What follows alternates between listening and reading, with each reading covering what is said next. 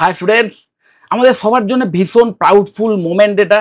কারণ এই প্রথম একজন ভারতীয় তিনি ইন্টারন্যাশনাল স্পেস স্টেশনে পা রাখলেন এবং অ্যাজ এ গ্রুপ ক্যাপ্টেন। ভীষণ প্রাউডফুল মোমেন্ট। সে প্রথমেই গ্রুপ ক্যাপ্টেন শুভাংশু শুক্লাকে ভীষণ ভীষণ কনগ্রাচুলেশনস আমাদের সবার তরফ থেকে। এই ব্যাপারটা জেনে নেওয়া যাক যে এই যে রকেট সায়েন্স, এই রকেট সায়েন্সের পেছনে যার হাত সবচেয়ে বেশি আছে, মানে যিনি বলতে পারো এই রকেট সায়েন্সের উদ্ভাবক, তিনি কিন্তু আর কেউ নয়, আইজ্যাক নিউটন। তার যে থার্ড ল, নিউটনের যে থার্ড ল, যে প্রতিটা ক্রিয়ার সমান এবং বিপরীত প্রতিক্রিয়া রয়েছে, এই সিম্পল প্রিন্সিপালের ওপরই কিন্তু রকেট সায়েন্স দাঁড়িয়ে আছে। ওকে, কিন্তু অবশ্যই তোমরা জানো যে তার সাথে সাথে ওনার যে সেকেন্ড ল, নিউটনের যে সেকেন্ড ল, যার ওপর দাঁড়িয়ে ক্যালকুলাস, নিশ্চয়ই তোমরা করেছো যারা সায়েন্সের স্টুডেন্ট, সেই ডিফারেন্সিয়াল ক্যালকুলাসের যে অঙ্ক বা ইকুয়েশন, তার ভিত্তিতেই কিন্তু রকেট মহাকাশে যায়। এবং শুধু তাই নয়, নিশ্চয়ই তোমরা জানো যে এই যে ইন্টারন্যাশনাল স্পেস স্টেশন, যেটা কিনা পৃথিবীর চারিদিকেই ঘুরে যাচ্ছে, একটা বিশাল বড় স্পেস স্টেশন, যেটা কিনা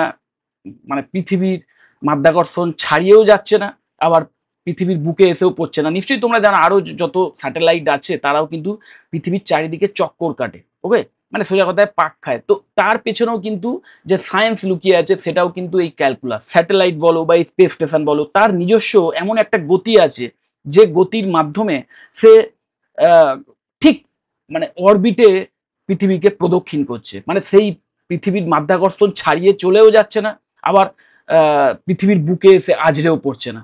তো একটা নির্দিষ্ট স্পিড কিন্তু তাকে কন্টিনিউ মেনটেন করতে হয়। তো ঠিক কতটা স্পিড মেনটেন করতে হয় সেটাই কিন্তু ক্যালকুলেট করার জন্য ওই ক্যালকুলাস। যাই হোক, এটা তো গেল এর পেছনের যে সায়েন্স।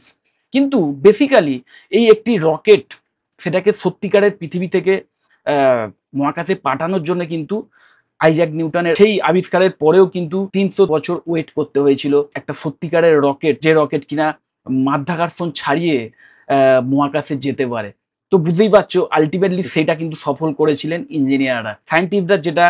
যেটাকে থিওরিটিক্যালি প্রমাণ করে দেন, সেটাকেই বাস্তবে পরিণত করেন কিন্তু ইঞ্জিনিয়াররা। যে এই রকেট সায়েন্স, তার পেছনে যে ইঞ্জিনিয়ারিং রয়েছে, ইয়েস ইঞ্জিনিয়ারিং রয়েছে, সেই ইঞ্জিনিয়ারিং এর কোন কোন ফিল্ডগুলো, মানে আমাদের ইঞ্জিনিয়ারিং ট্র্যাডিশনাল, মানে আমাদের ওয়েস্ট বেঙ্গলেও যে সমস্ত ইঞ্জিনিয়ারিং কোর্সগুলো করানো হয়, তার মধ্যে কোন কোন ইঞ্জিনিয়ারিং এর ব্রাঞ্চগুলো ভীষণভাবে ইম্পর্টেন্ট এই রকেট সায়েন্সের পেছনে, বা একটা রকেটকে পৃথিবী থেকে মহাকাশে পাঠানোর পেছনে।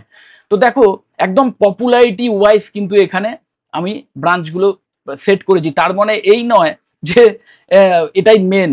ওকে, মেন জিনিসটা নিচের দিকে আছে, সেটা দেখলেই বুঝতে পারবে। যাই হোক, দেখো প্রথমেই computer science and engineering, BTech in CSE, তোমাদের প্রিয় subject. Develops autopilot systems, mission control software, space simulations, power the brain of the rocket and space station system. এখন এই সমস্ত কিছুই কম্পিউটার চালিত। তো সেখানে এই কম্পিউটার সায়েন্স অ্যান্ড ইঞ্জিনিয়ারিং এর একটা হিউজ ইমপ্লিমেন্টেশন আছে। তারপরেই দেখো যেটা আছে artificial intelligence and data science, BTech in AI and DS, নিশ্চয়ই জানো সিএসির একটি স্পেশালাইজেশন। দেখো এর কাজ কি না, analyses real time data from space sensors, astronaut health and system performance. Okay, এবং অবশ্যই enables predictive maintenance and autonomous decision making in spacecraft. সোজা কথায় এখনকার এই স্পেসক্রাফট, সেখানেও কিন্তু আর্টিফিশিয়াল ইন্টেলিজেন্সের হিউজ ইমপ্লিমেন্টেশন আছে, এবং হিউজ ডেটা কন্টিনিউ কিন্তু প্রসেস করে যেতে হয়, যেখানে অবশ্যই ডেটা সায়েন্টিস্টদেরও অবদান রয়েছে। সো এআই অ্যান্ড ডিএস এরও কিন্তু, মানে এই ইঞ্জিনিয়ারিং ফিল্ডেরও কিন্তু ভীষণ বড় অবদান আছে এখনকার এই রকেট সায়েন্সের পেছনে। দেন অবশ্যই কমিউনিকেশন রাখতে হবে, টেলিকমিউনিকেশন বজায় রাখতে হবে। তার জন্য অবশ্যই বিটেকের এই ইসি ব্রাঞ্চটাও কিন্তু ভীষণভাবে ইম্পর্টেন্স আছে এই রকেট সায়েন্সের পেছনে। দেখো, designs telemetry systems, data transmitters and space earth communication. একদম মানে আমাদের পৃথিবীর সঙ্গে তো কমিউনিকেশন রাখতে হবে, টেলিকমিউনিকেশন রাখতে হবে, essential for video audio and telemetry links between Shukla and ground control. এখনকার এই মিশনটার ভিত্তিতে যদি দেখো, তাহলে ক্যাপ্টেন শুভাংশু শুক্লা যখন পৃথিবীর মানুষদের সঙ্গে ভিডিও কনফারেন্স করছিলেন, তখন কিন্তু আলটিমেটলি এই ECE, electronics and communication engineering এর যে ব্রাঞ্চ, সেটাই কিন্তু ইউজ হয়েছিল। ওকে, তারপরে দেখো অবশ্যই পাওয়ার একটা ভীষণ ইম্পর্টেন্ট ফ্যাক্টর। তো triple E electrical and electronics engineering ভীষণভাবে ইম্পর্টেন্স আছে এটারও। ওকে, দেখো manages power system, battery, solar panel, circuits and internal wiring, ensure safe and uninterrupted electricity flow in zero gravity environments. একদম মানে মহাকাশে ভেবে দেখো, জিরো গ্র্যাভিটি একটা এরিয়া যেখানে পৃথিবীর সঙ্গে কোনো ডাইরেক্ট কানেকশন নেই, সেরকম একটা জায়গায় যাতে কন্টিনিউ পাওয়ার জেনারেট হয় সোলার প্যানেলের মাধ্যমে, এবং সেই পাওয়ার বা ইলেকট্রিসিটি সেটা যাতে ঠিকভাবে প্রতিটা প্যানেলে যায়, প্রতিটা মডিউলে যায়, সার্কিট বোর্ডে আসে, এবং আলটিমেটলি সমস্ত ইলেকট্রিক্যাল পার্টস বা ইলেকট্রনিক্স পার্ট যাতে ঠিকঠাক কাজ করে, সেটা কিন্তু অ্যাসিওর করেন এই electrical and electronics engineer. Then civil engineering এরও ভীষণ ইম্পর্টেন্স আছে। দেখো, build space infrastructure, launch pads, vibration resistance structure, ইসরোড Sriharikota launch centre is a civil engineering marvel of India. একদম মানে এই যে লঞ্চ প্যাড, নিশ্চয়ই তোমরা জানো রকেট যেখান থেকে লঞ্চ করে সেই এরিয়াটাও কিন্তু সিভিল ইঞ্জিনিয়াররাই ডিজাইন করেন বা তারাই কিন্তু ক্রিয়েট করেন।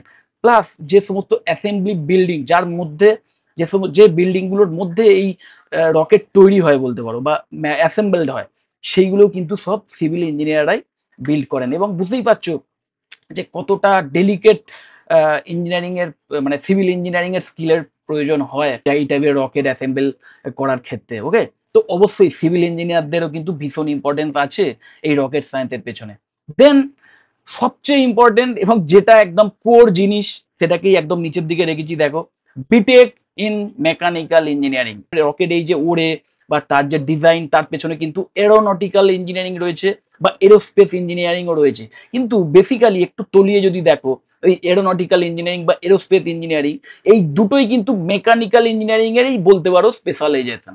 ওকে, ঠিক যেরকম কম্পিউটার সায়েন্সের বিভিন্ন স্পেশালাইজেশন আছে, নিশ্চয়ই তোমরা জানো এআইএমএল, এআইডিএস বা সাইবার সিকিউরিটি এই টাইপের, ঠিক সেই রকম মেকানিক্যাল ইঞ্জিনিয়ারিং এর কিন্তু বেশ কিছু স্পেশালাইজেশন আছে বা আরো ইন ডেপথ নলেজ পাওয়ার জন্য আরো আরো কিছু সাব ব্রাঞ্চেস আছে, তার মধ্যে এরোস্পেস ইঞ্জিনিয়ারিং, এরোনটিক্যাল ইঞ্জিনিয়ারিং এগুলো কিন্তু পড়ে। ওকে, তো বেসিক্যালি কেউ যদি আমাদের ওয়েস্ট বেঙ্গলের কোনো কলেজ থেকে বিটেক ইন মেকানিক্যাল ইঞ্জিনিয়ারিং নিয়েও পড়াশোনা করে, তারাও কিন্তু ইন ফিউচার এই এরোস্পেস ইঞ্জিনিয়ারিং বা এরোনটিক্যাল ইঞ্জিনিয়ারিং নিয়ে মাস্টার ডিগ্রি করতে পারবে। এবং অবশ্যই তার কিন্তু মেন রোল থাকবে একটা রকেট ডিজাইনিং এর ক্ষেত্রে বা রকেট লঞ্চের পেছনে তার অবদান কিন্তু মেন থাকতে পারে। কারণ কি, মেকানিক্যাল ইঞ্জিনিয়াররা কি করবেন, ডিজাইন রকেট ইঞ্জিন, রকেটের যে মেন ইঞ্জিন সেটা তারাই ডিজাইন করেন। Okay, fuel tanks, heat seals, docking arms.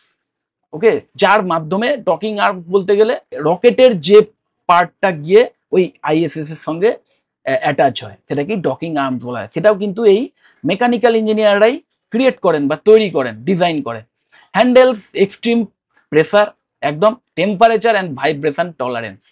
যখন একটা রকেট মহাকাশে ওঠে পৃথিবীর মাধ্যাকর্ষণ ছাড়িয়ে, তখন হিউজ একটা প্রেসার তার উপরে এসে পড়ে, একটা হিউজ টেম্পারেচার তৈরি হয় এবং ভীষণ ভাইব্রেশন হয়। সেই সমস্তগুলোকে মানে সহ্য করার মতো মেটেরিয়াল দিয়ে রকেট বানাতে হয়, সেইগুলো কিন্তু অ্যাসিওর্ড করেন এই মেকানিক্যাল ইঞ্জিনিয়াররা বা মেকানিক্যাল ইঞ্জিনিয়ারিং এরই ওই স্পেশালাইজেশন নিয়ে যারা পড়াশোনা করবেন তারা।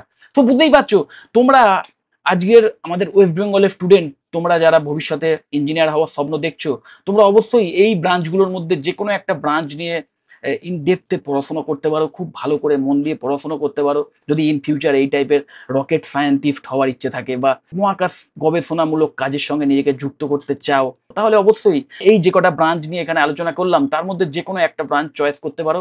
এবং এই প্রত্যেকটা ব্রাঞ্চই কিন্তু আমাদের ওয়েস্ট বেঙ্গলের বেশ কিছু ভালো ভালো সরকারি এবং বেসরকারি কলেজে অফার করা হয়, তোমরা নিশ্চয়ই জানো। তো যাই হোক, আশা করি একটা আইডিয়া পেয়েছো যে ইঞ্জিনিয়ারিং এর কোন কোন ফিল্ড একটা রকেট সায়েন্সকে পরিণত করেছে। সাধারণত আমরা জানি কি যে ইঞ্জিনিয়ারিং এর পেছনে সায়েন্স থাকে, কিন্তু এখানে রকেট সায়েন্সের পেছনে এই ইঞ্জিনিয়ারিং এর অবদান কিন্তু রয়েছে বা এই মানে নিরন্তর এই ইঞ্জিনিয়াররা কাজ করে চলেছেন, তাই কিন্তু এই রকেট সায়েন্স বাস্তবে সত্যিতে পরিণত হয়েছে। সায়েন্টিস্টরা একটা পসিবিলিটিসকে বলেন যে এটা সম্ভব, এটা করা সম্ভব, সেটাকে ম্যাথামেটিক্যালি প্রুভ করে দেখিয়ে দেন, কিন্তু সেটাকে বাস্তবে পরিণত করেন কিন্তু ইঞ্জিনিয়াররা। সো বুঝতেই পারছো, আমাদের দেশ বা এই পুরো মানব সভ্যতাকে এগিয়ে যাওয়ার জন্য প্রচুর প্রতিভাবান সায়েন্টিস্ট বা বিজ্ঞানী যেমন দরকার, তারা যেমন বিভিন্ন রিসার্চ ওয়ার্কের মাধ্যমে নতুন নতুন সম্ভাবনার কথা জানাবেন, ঠিক তেমন প্রচুর দক্ষ ইঞ্জিনিয়ারদের প্রয়োজন, যে ইঞ্জিনিয়াররা ওই সম্ভাবনাগুলোকে বাস্তবে পরিণত করবে।